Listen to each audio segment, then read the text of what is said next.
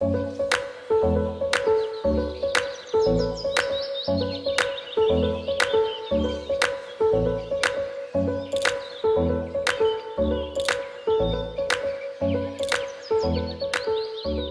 Florence, la ferme du Rouret, à Mazan au pied du Ventoux, en polyculture élevage, domaine agroforestier depuis 1957.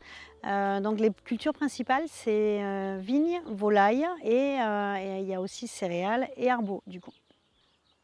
Comme on fait de la vente à la ferme, du coup, on a déjà une activité d'accueil entre guillemets. Et puis après, c'est une manière de partager notre passion, notre travail, d'expliquer aussi comment on travaille et pourquoi on fait certains choix.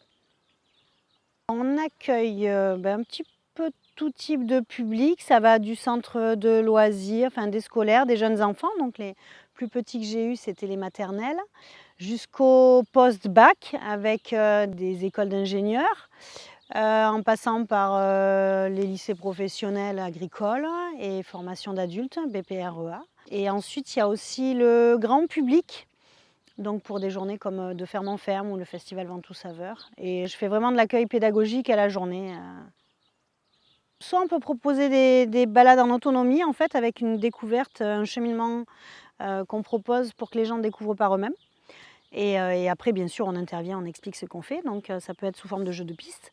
Ou alors, on va aller sur plus d'activités, en fait, pour découvrir les produits. Par exemple, on va découvrir les différents types de farines.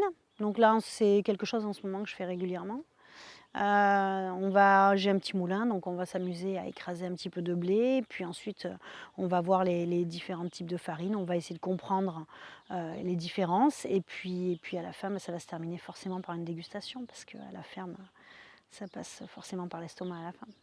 Et derrière vous, vous avez ce qu'on appelle un parcours pâturé. L'accueil qu'on fait à la ferme, c'est un accueil réel. On n'est pas dans de la découverte. On est vraiment sur de l'accueil et de la formation pédagogique.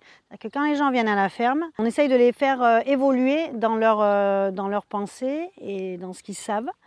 Donc on n'est pas juste sur un accueil de consommation. On va s'appuyer sur tout ce qui est saisonnalité, sur tout ce qui est biodiversité.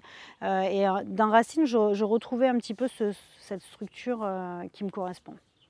Notre ferme ne correspond pas à l'image que les gens se font d'une ferme classique avec 3 vaches, 3 moutons. Et donc ça, c'est un travail qu'on doit faire au quotidien pour expliquer que les fermes ne ressemblent pas toutes à ça.